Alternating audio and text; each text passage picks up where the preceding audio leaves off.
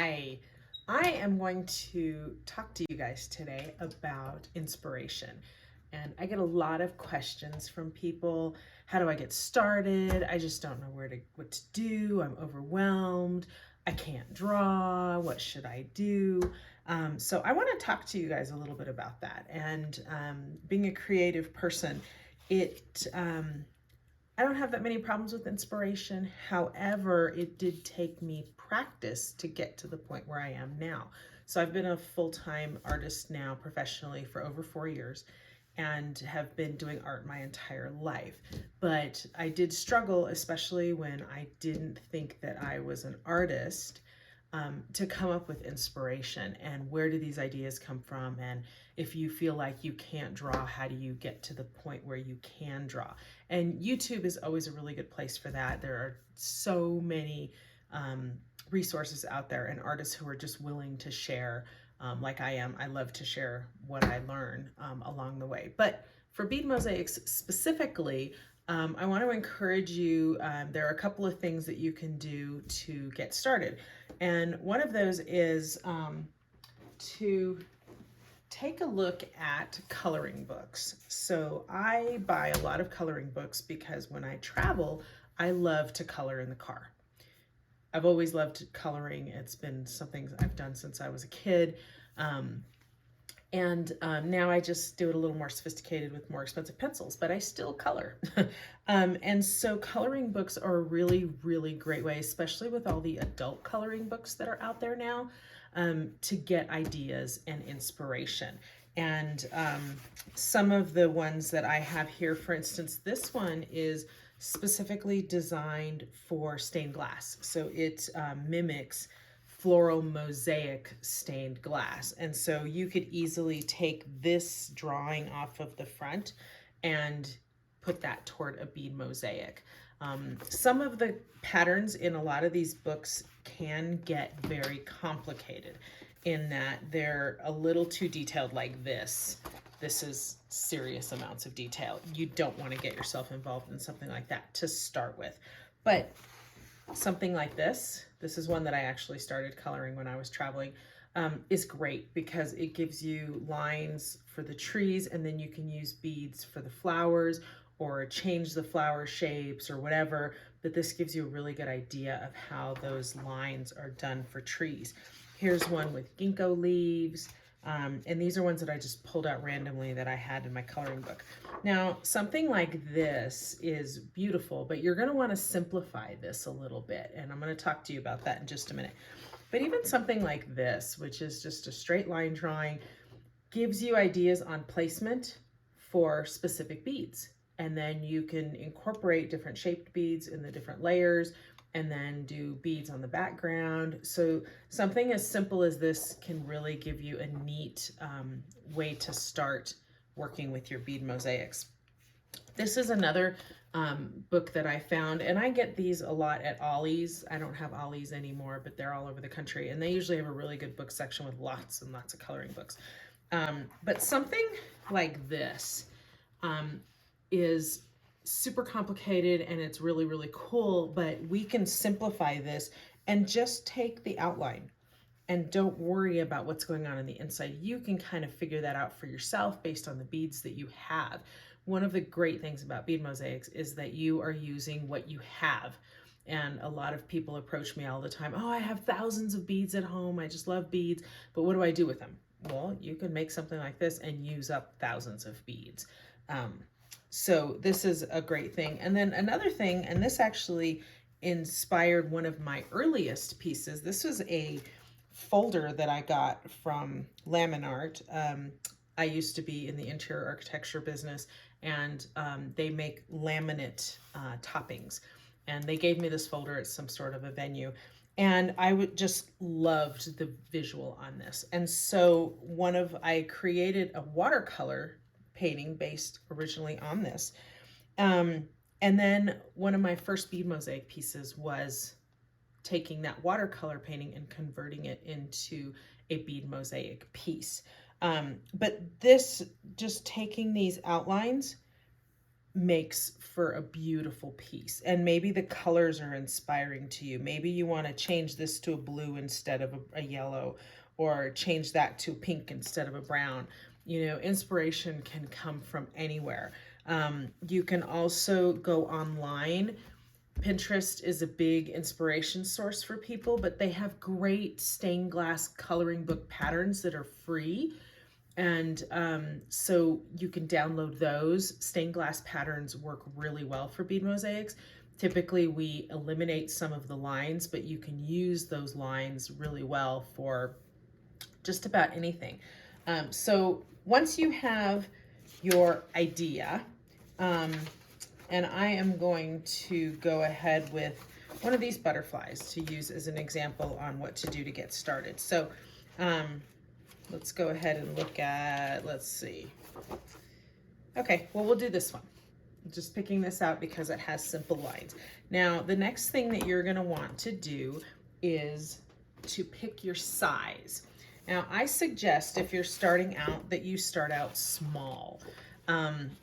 Don't overwhelm yourself, and don't make yourself feel like you have to make a masterpiece your first time. It doesn't need to be perfect.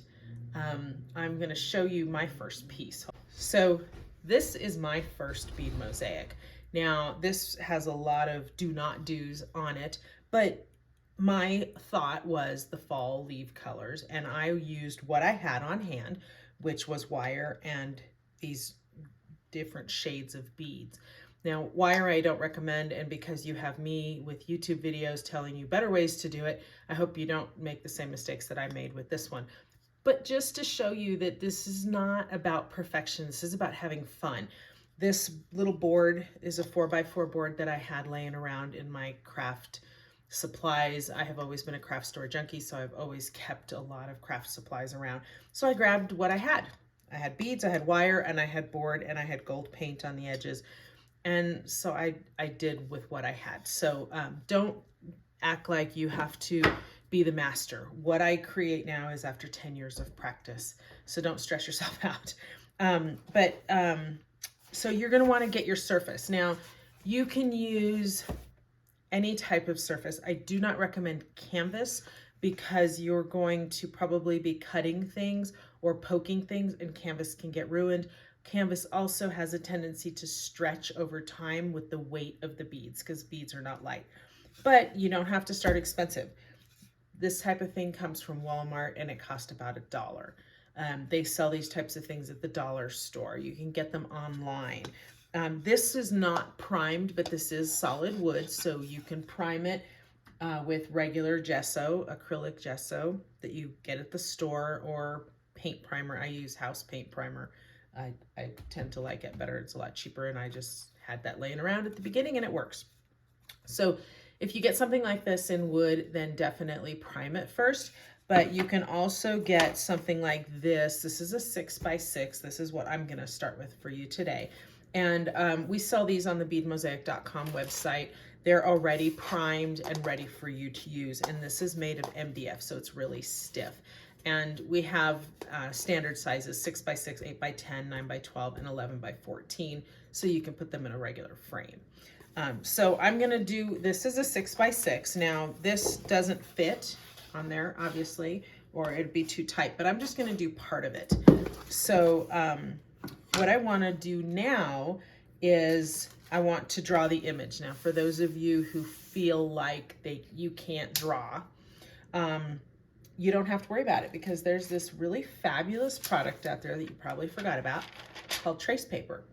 And you don't have to have expensive trace paper. You can use anything. I mean, they sell it all over the place. We don't have it on the Bead Mosaic site yet, but I'm thinking that maybe we should get some. But anyway, get cheap trace paper. They come in pads or they come in rolls. I use both depending on what I'm doing. And I'm just going to use this to very simply trace the outline of this butterfly, so that I have the basic idea of what I would like to do. So we're just going to kind of do the shape of the wings, because that's can be one of the parts that people struggle with. I am not going to worry about what's going on inside this butterfly. there's too many things if you try to mimic it exactly that are going to stress you out. So I'm going to do some basic outlines that I think will look interesting with bead mosaics. And we might follow these lines and we'll probably adjust them while we're working. So, you know, don't worry about being so precise. The great thing about being an artist is that we tend to take liberties with our work as we are working, and we make changes. So the only thing that I ever get really strict with myself about is my animals, because I do have to plan those pretty far ahead of time. But other than that, and even those, I tend to make adjustments along the way. So art is something that you create as you go, and it changes over time. So don't stress yourself out about, you know, the fact that it's gonna, you're afraid it's not gonna look exactly like it. So here I have this outline, right? Took me just a few minutes to do, and I only did part of it because, again, it's not, the whole thing isn't gonna fit on this board. So what I'm gonna do is kind of figure out, well, which part of this will fit on the board and what part do I wanna do?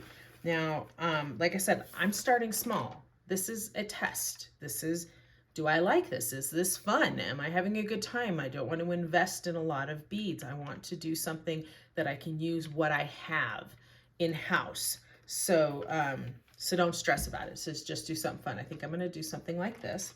Now, the next thing that you're going to want to do is, easiest way, carbon paper. For older people like me, we used to use carbon paper when we were young, and it's kind of gone away. A lot of people don't know what it is, but another thing you can do, and before I go over the carbon paper, is you can scan that into your computer, readjust the size, and then print it out on just an 8.5 by 11 sheet of paper. You can delete things that you don't want and do that. But then the carbon paper works exactly the same way. So carbon paper has this black shiny side, and then it has a dull side. And we do sell the carbon paper at beadmosaic.com. It's very affordable. And you can reuse these sheets. I don't know how many times I've used these sheets, but you can use them at least a dozen times a piece.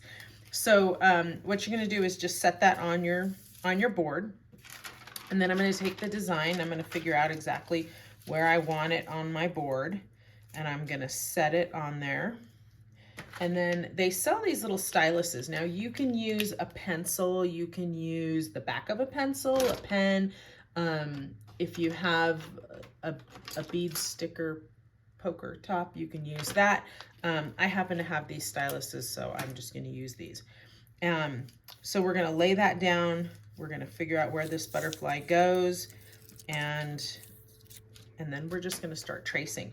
So you're going to trace that image right on to the top of your board. And this is so easy. I mean, literally, we used to do this as kids all the time, except we didn't have the coloring books back then.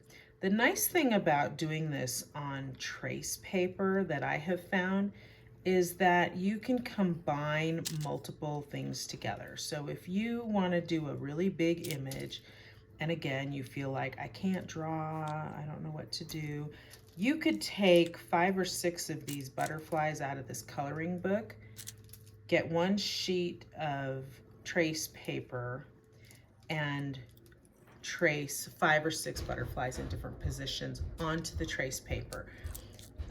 The nice thing about trace paper is you can erase with it and make whatever changes you want, and then you can,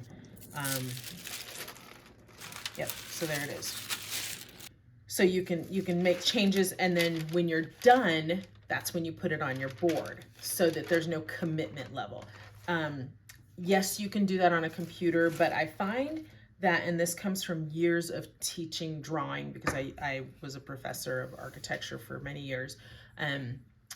I find that when you draw with your hands with a pencil or something, it frees your mind up more than if you try to do it on the computer. So free yourself up, grab a pencil, and just go to town. So this is what we have now. This is drawn on here. You saw that this is, I don't know how long this video is taking, but this only took me a few minutes. There is my drawing. Now, because I'm only doing one side of the butterfly, I don't have to worry about the symmetry on the other side. So give yourself a break and cut that off. But I also think it makes for a really unique design. Now, the next question is, how many beads do I need? And that is a very good question. So I have put together for you a chart and a guide so that you can guesstimate how many beads you will need for this board. Now, most of you say that you have a lot of beads of your own, but you're probably going to need to buy a few to supplement.